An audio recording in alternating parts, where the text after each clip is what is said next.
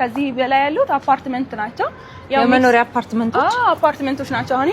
ብሎክ 19 ነው የመጨረሻው ብሎክ ይሄኛው ነው ያ ማለት ወደ 19 ብሎኮች አሉበት ማለት ነው እዚህ ጋር ሬስቶራንት የሚያዘጋጀው ሰው ወይንም የሚገዛው ሰው ይሄን ኮሚኒቲ ነው የሚይዘው ይሄ ብቻ ግቢውን ወደ 19 ብሎኮች አሉ ስለዚህ እዚህ ያለ ሰው ደንበኛው ነው ወኪ ከስተመር ባይኖረው እዚህ ያለ ራሱ ወደ 19 ብሎኮች ይዟል ማለት በጣም ብዙ ተጠቃሚ ይኖራል በጣም ሰምታችኋል እዚህ በጣም ብዙ ተጠቃሚ ስለሚኖር አስቡ ለማለት ነው ይሄም ያው አፓርትመንት ነው ወደ ላይ አፓርትመንት ስቶክ አለን አፓርትመንት ብዙ ባይሆንም ትንሽ ስቶክ አለ ያው ባለ 3 እና ባለ 4 መኝታ አፓርትመንቶች ናቸው እዚህ ላይ ያሉት ኦልሞስት ብዙዎቹ እየገቡበት ነው ያሉት በሰሚ ፊኒሽድ ነው የምናስረክበው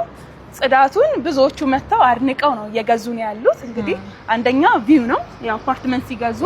ሎኬሽን በደንብ ይታያል ቆንጆ ቪው አላቸው ያው እንደምታዩው ነው ፍለፊት አፍሪካ ኮንቬንሽን ሴንተር ነው የሚያዩት ፕላስ ሁሉም ቤቶቻችን ላይፍ በደንብ ነው የሚገባባቸው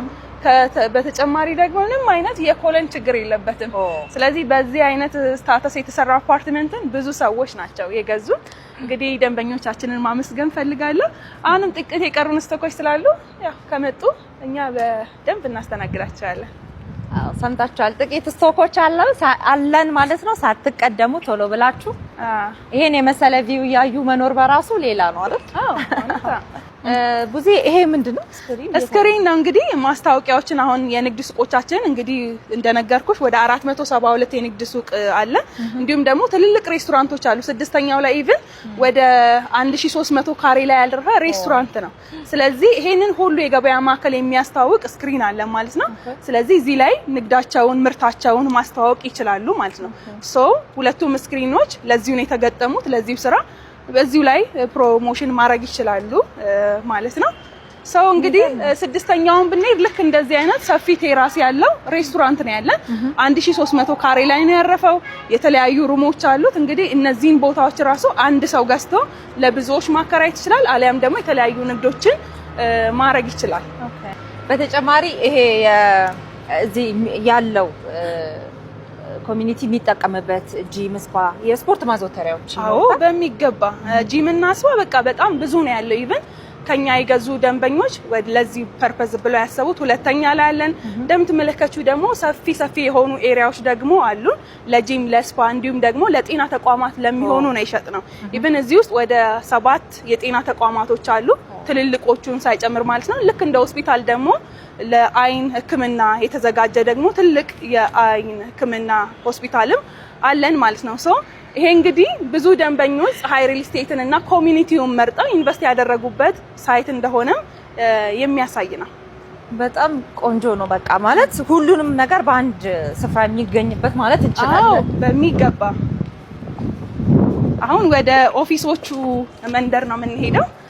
እንግዲህ ያው ብዙ እንትን አለው ብዙ የተለያዩ የንግድ ቦታዎች አሉት ማለት ነው ከዛን የባንኪንግ ኤሪያዎችን አሳይሻለሁ ኦኬ ስለዚህ አንድ ከተማ ነው ይሄ ራሱ አዎ በጣም ትልቅ ከተማ ነው ሰዎች አሁን ሊጎበኙ መጣው እስከሚወጡ ድረስ ወይ ደክሟቸው ነው የሚሄዱት እንጂ ጨርሰው ተራሱ አይወጡ ምክንያቱም ትልቅ የንግድ ማዕከል ነው እንደ አዲስ አበባ እንግዲህ ትልቁ የንግድ ማዕከል ነው አሁን ላይ የምንከፍተው ማለት ነው ኦኬ ይሄ መሬቱን ጽዳቱን ቅረጽልኝ ይሄ ኦፊስ ዞን ነው የምንለው እንግዲህ እዚህ ቦታ ላይ ኦፊሶች ብቻ ናቸው ያሉት ስለዚህ ኦፊሱን መገንባት የሚፈልግ ወይንም ደግሞ እዚህ ቦታ ላይ ኦፊሴን ማድረግ ፈልጋለሁ ካለ ኦፊሳቸውን እዚህ ላይ ያደረጉ ብዙ ደንበኞች አሉን ማለት ነው ስለዚህ ኢቭን ማከራየትም ቢፈልጉ ለኦፊስ ማከራየት ይችላሉ እንግዲህ እንደምታያቸው ሁሉም ጨርሰው ወደ ስራ ለመግባት ሬዲ ያደርገውት ያለ ኤሪያ ነው ስለዚህ ደንበኞቻችን ቤታቸውን ወይ ደግሞ ከዚህ ከናንተ ከገዙ በኋላ በምን አይል ጊዜ ወደ ስራ መግባት ይችላሉ አሁን ኦልሞስት ወደ ስራ ሊገቡ ጥቂት ቀናቶች ናቸው የቀሩት ማለት በጣት የሚቆጠሩ ቀናቶች ናቸው የቀሩት ማለት እችላለሁ ከዚህ በፊት ብዙ የጠበቁ ደንበኞች አሉ እነዚህ የምታያቸው ግዙፍ የንግድ ማዕከሎች እንዳለ እያንዳንዳቸው ፋንክሽን አድርገው ወደ ስራ ሲገቡ ደግሞ ብዙ ተጠቃሚዎችን ማፍራት የሚችሉ ቦታ ነው ስለዚህ ብዙዎች እንግዲህ እዚህ ላይ ትንሽ ስቶፖች ይቀሩናል እነዚህ ስቶፖች ላይም ቢገዙ